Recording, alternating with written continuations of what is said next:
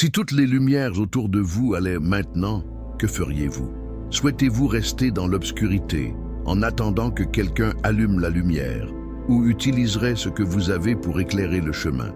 Le monde dans lequel nous vivons est plongé dans l'obscurité. Guerre, violence, désespoir, manque d'amour. Beaucoup marchent sans direction, sans but, sans espoir. Mais au milieu de tout cela, Dieu vous a fait un appel spécial. Il vous a choisi d'être léger. Mais qu'est-ce que cela signifie vraiment?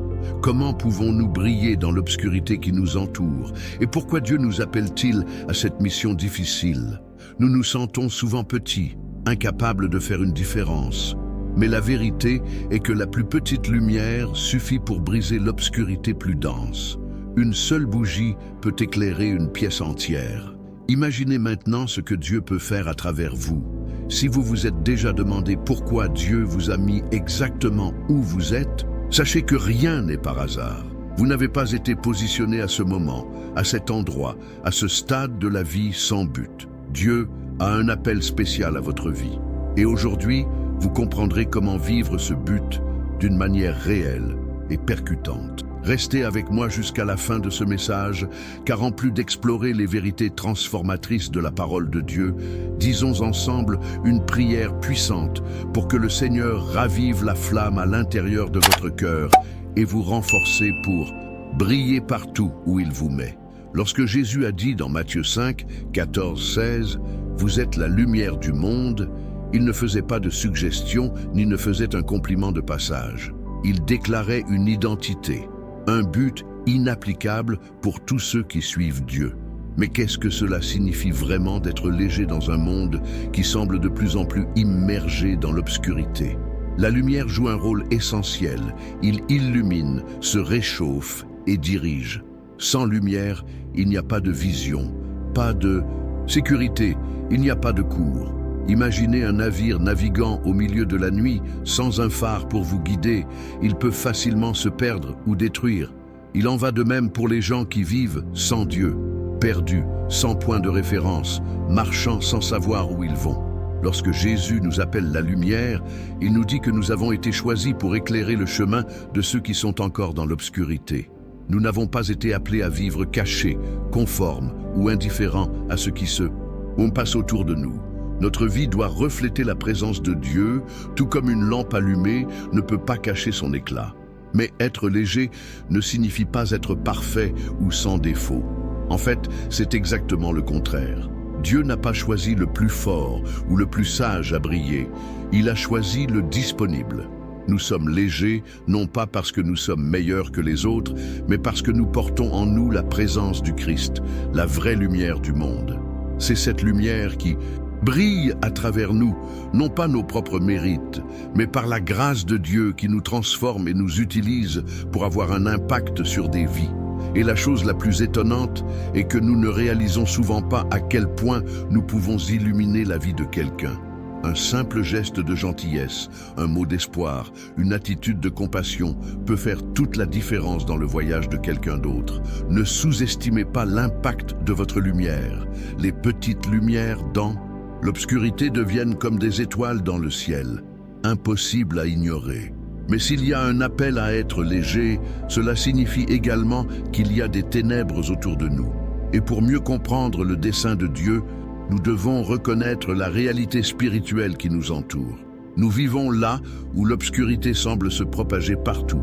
Guerre, injustice, vice, dépression, violence, confusion spirituelle.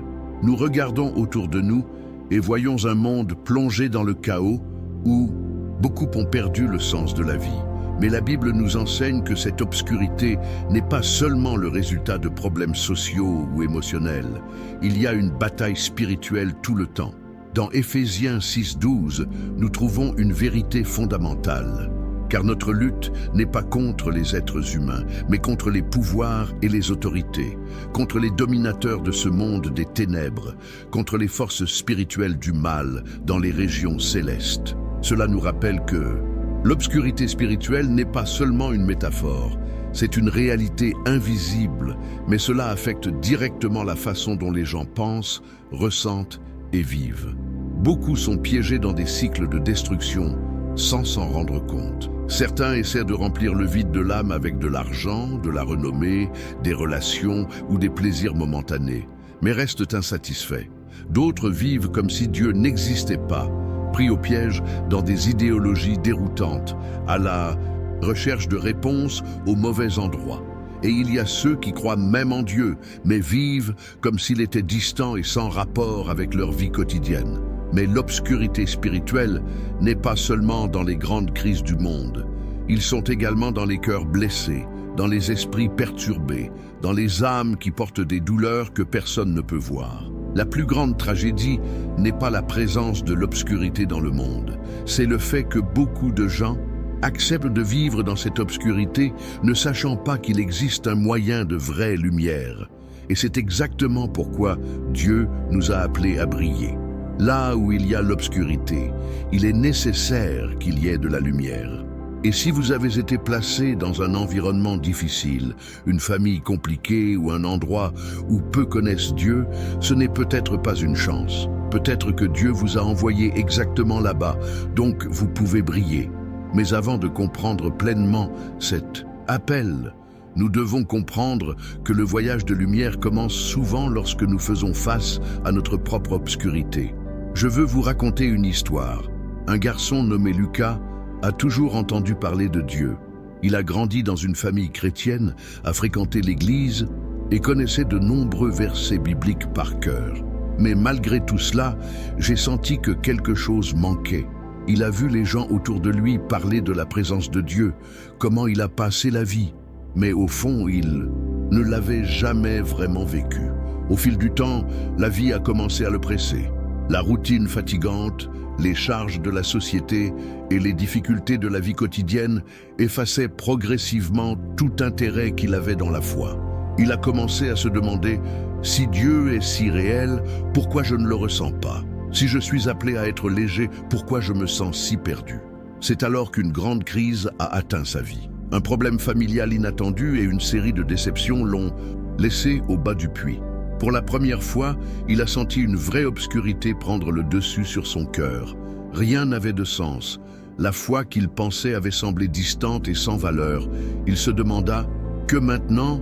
Que dois-je faire ?» Une nuit, seul dans sa chambre, il a pris une décision. Pour la première fois, il a parlé à Dieu sans répétition vide ni parole décorée.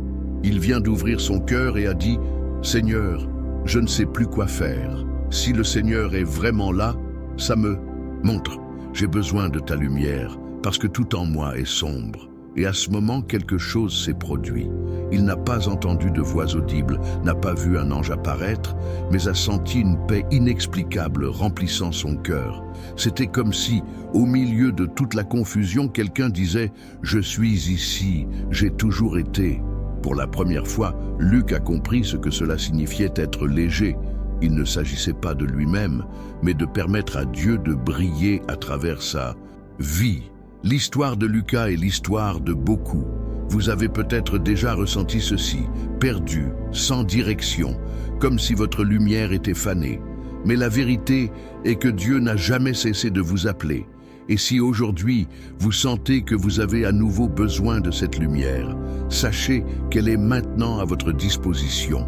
En Jésus-Christ, la vraie lumière du monde. Et quand nous comprenons que Jésus est cette lumière, nous apprenons qu'il non seulement illumine notre chemin, mais nous invite à refléter cette lumière aux autres.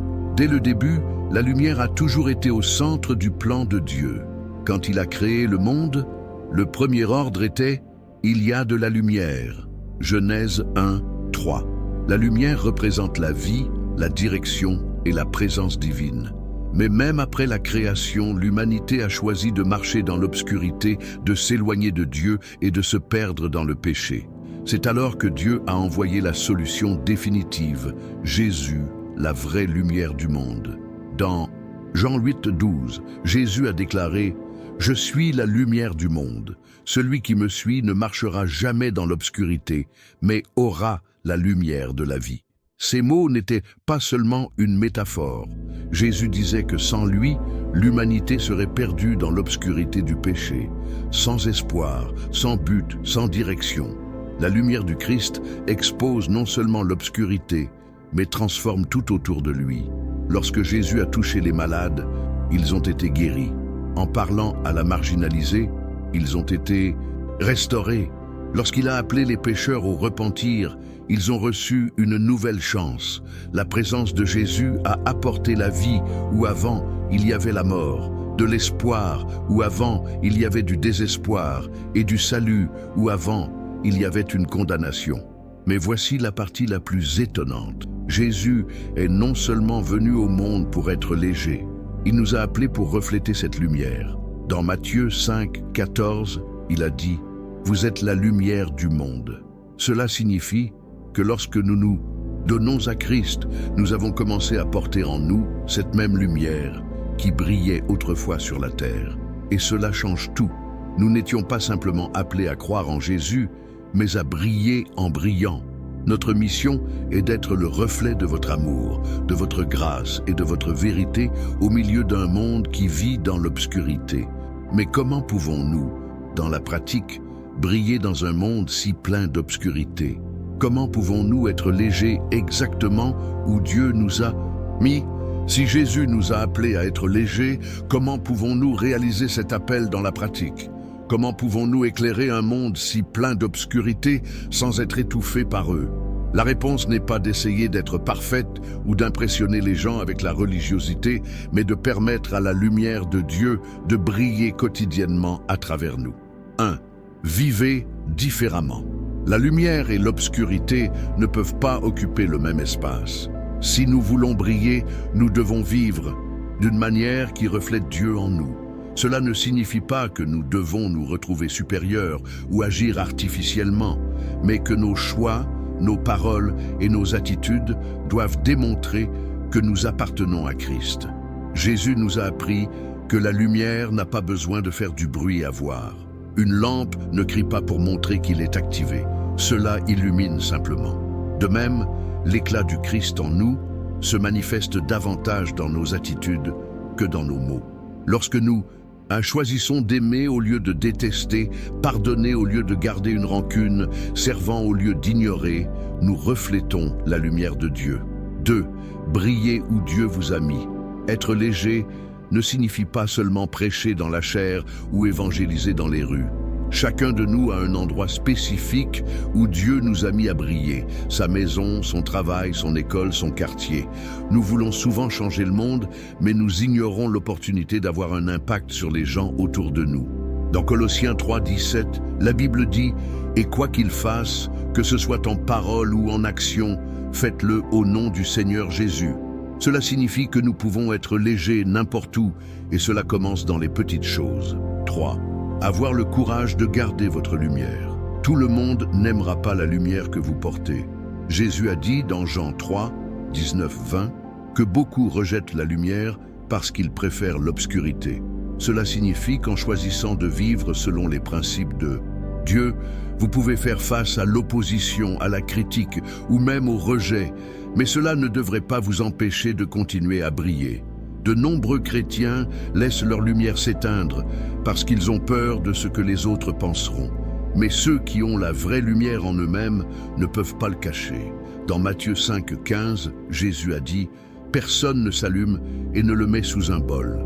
Autrement dit, si Dieu a mis quelque chose en vous, c'est à partager. 4. Partager la vérité. Avec l'amour, beaucoup de gens vivent dans l'obscurité parce qu'ils n'ont jamais eu quelqu'un qui les a aidés à voir la lumière. Nous n'avons besoin de forcer personne à croire en Dieu, mais nous pouvons être des instruments pour apporter l'espoir, répondre aux doutes et montrer à travers notre témoignage qu'il y a une meilleure façon. 5. Gardez votre lien avec Dieu. Une lumière qui n'est pas connectée à la source d'alimentation ne peut pas rester allumée. Si nous voulons continuer à briller, nous devons toujours être proches de Dieu, le cherchant dans la prière et dans la parole. Plus nous passons de temps en sa présence, plus notre lumière se renforce. Mais peut-être, en entendant tout cela, vous vous demandez « Et si ma lumière est faible ? Et si je suis fatigué, non motivé, ou que je ne peux pas réaliser cet appel ?» Ce n'est souvent pas le manque de désir qui nous empêche de briller, mais les barrières invisibles qui s'accumulent en nous. Nous voulons être légers, nous voulons remplir le dessein de Dieu, mais nous pensons que quelque chose nous arrête, nous efface, nous affaiblit. Qu'est-ce qui peut nous empêcher de briller comme nous le devrions? Peur. La peur est l'une des plus grandes armes que l'ennemi utilise pour éteindre notre lumière. Peur d'être rejeté, peur de faire des erreurs, peur de ne pas être assez bonne. Combien de fois Dieu nous donne-t-il l'opportunité de partager la foi, de montrer l'amour, d'agir avec courage? Mais sommes-nous en retraite parce que nous craignons le jugement des autres? Mais la peur ne vient pas de Dieu. Dans 2 Timothée 1, 7, il est écrit: car Dieu ne nous a donné aucun esprit de lâcheté, mais de pouvoir, d'amour et d'équilibre. Cela signifie que lorsque nous faisons confiance à Dieu, nous trouvons l'audace de faire ce que nous n'obtiendrions jamais seuls. Honte. Dans un monde où être chrétien est souvent une source de critique ou même de persécution, beaucoup cachent leur foi de peur d'être ridiculisés. Mais Jésus nous en a mis en garde dans Matthieu 10, 33. Mais celui qui me nie devant les hommes, je le nierai également devant mon Père qui est au paradis. Cela ne signifie pas que nous devons forcer notre foi en les autres, mais nous devons avoir de la fermeté pour ne pas cacher ou compromettre nos valeurs par pression sociale. Notre lumière ne peut pas être éteinte par la peur de ce que les autres penseront. Distraction. Nous vivons entourés de divertissements, de réseaux sociaux, de travail, de soucis. Sans s'en rendre compte, nous passons du temps sur tout sauf Dieu. Nous sommes tellement distraits que la flamme en nous commence à s'affaiblir. Si nous voulons être légers, nous devons rester connectés à la source. Plus nous passons de temps en présence de Dieu, plus notre lumière se renforce. Mais si nous négligeons cette connexion, nous commençons à perdre notre éclat. Conformité. Peut-être la barrière la plus dangereuse est le conformisme. Nous nous habituons au monde tel qu'il est. Nous acceptons l'idée que les choses ont toujours été comme ça et n'ont pas réussi à se battre pour la transformation. Mais Dieu ne nous a pas appelés à être des spectateurs, il nous a appelés à être des agents du changement. Si le monde est dans l'obscurité, nous ne pouvons pas nous conformer. Le problème n'est pas lorsqu'il y a des ténèbres autour de nous. Le problème est lorsque nous, comme les enfants de Dieu, avons décidé de ne pas briller. Maintenant, je veux que vous vous arrêtiez un instant et que vous pensiez: laquelle de ces obstacles vous avez-vous empêché de briller? La peur, la honte, la distraction, la conformité? Parlez-en à Dieu maintenant, avant même de commencer la prière. Demandez-lui de supprimer tout ce qui éteint sa lumière et prépare son cœur à un nouveau redémarrage en sa présence. La lumière qui brille en nous ne vient pas de notre force, mais de la présence de Dieu dans nos vies. Sans cela, nous sommes comme des lampes sans électricité. Peu importe combien nous essayons, nous ne pouvons pas nous éclairer par nous-mêmes. Mais lorsque nous nous connectons à la vraie source, notre lumière s'allume et personne ne peut l'éteindre. Maintenant, je veux vous inviter à un moment de prière. Vous pouvez être fatigué, non motivé, le sentiment que votre lumière s'est éteinte. Mais Dieu est là, prêt à raviver la flamme à l'intérieur de votre cœur. Fermez les yeux et parlez à Dieu avec moi. Père bien-aimé, je viens devant vous parce que je reconnais que, sans votre présence, je ne peux pas être léger dans ce monde. Je sais que vous m'avez appelé à refléter votre amour, à vivre selon votre volonté et à briller dans l'obscurité, mais je me sens souvent faible, effrayé et sans force.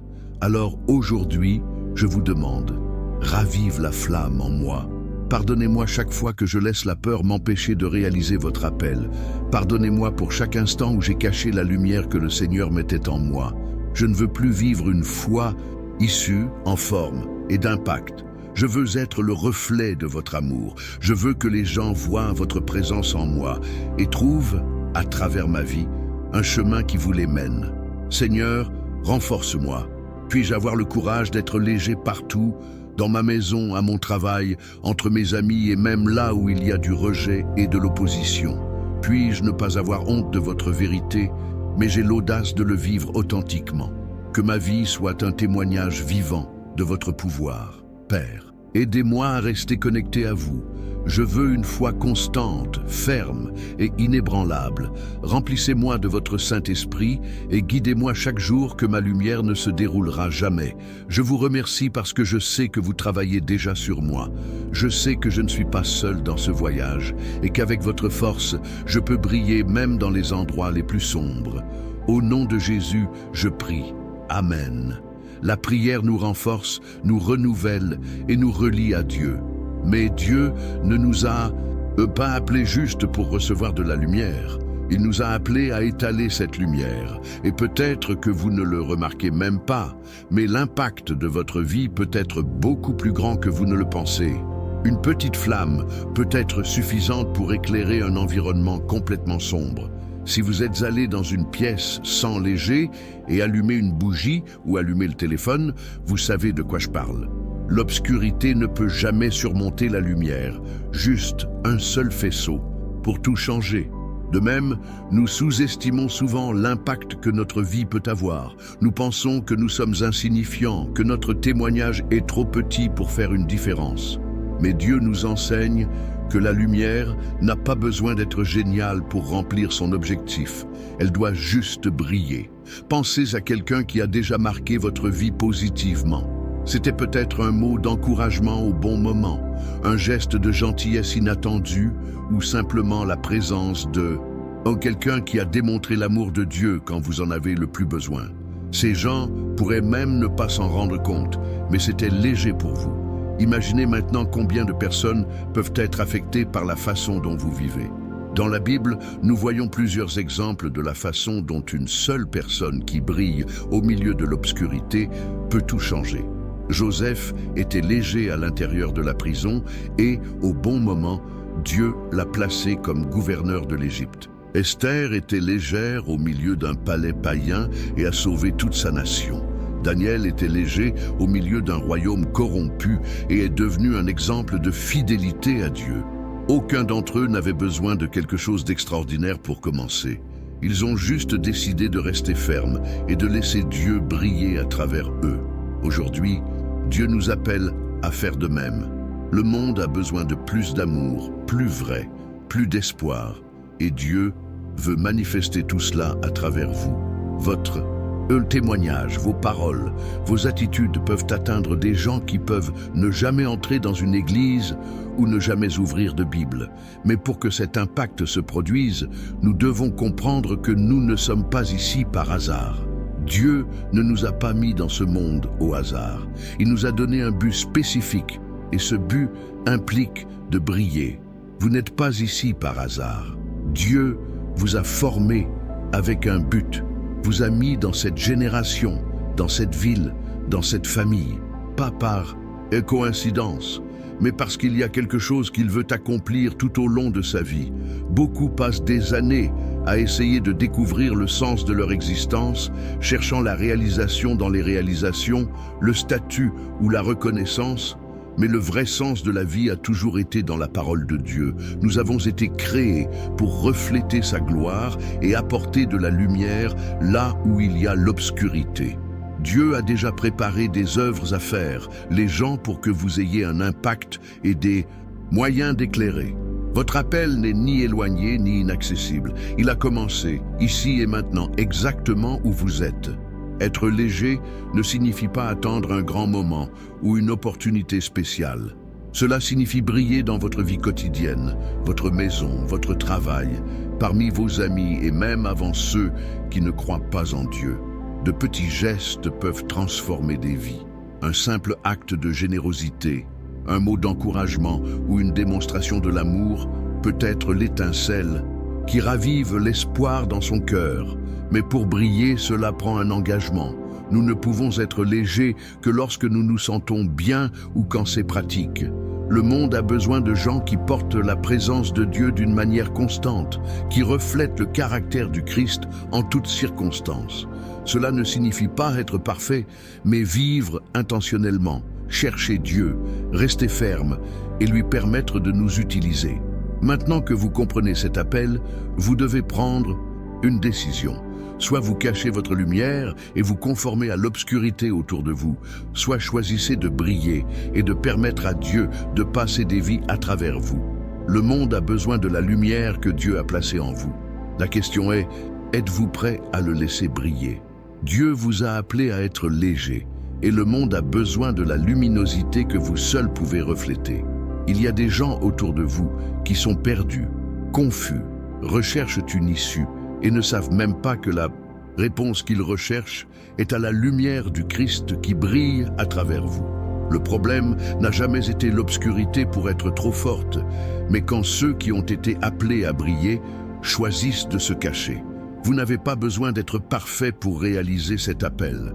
Dieu ne choisit pas les qualifiés, il permet les élus. La lumière qu'il a placée en vous ne dépend pas de votre force ou de vos compétences, mais sa présence dans votre vie.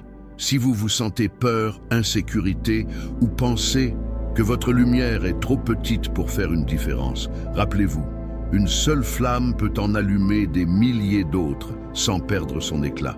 Aujourd'hui, Dieu vous appelle à sortir de l'inertie. Ne vous attendez pas à un moment idéal. Ne vous attendez pas à vous sentir prêt. La vérité est que personne ne se sent complètement préparé, mais qui décide de briller fait le premier pas par la foi. Si Dieu vous a mis là où vous êtes, il y a un but. Vous n'avez pas été placé dans cette famille, dans ce travail, dans cette ville par hasard. Votre appel est maintenant. Par conséquent, je veux vous mettre au défi de faire un pas de foi et de déclarer publiquement votre engagement envers Dieu. Écrivez dans les commentaires « J'accepte l'appel à être léger ». Mais n'arrêtez pas ici. Aujourd'hui, faites quelque chose pour éclairer la vie de quelqu'un.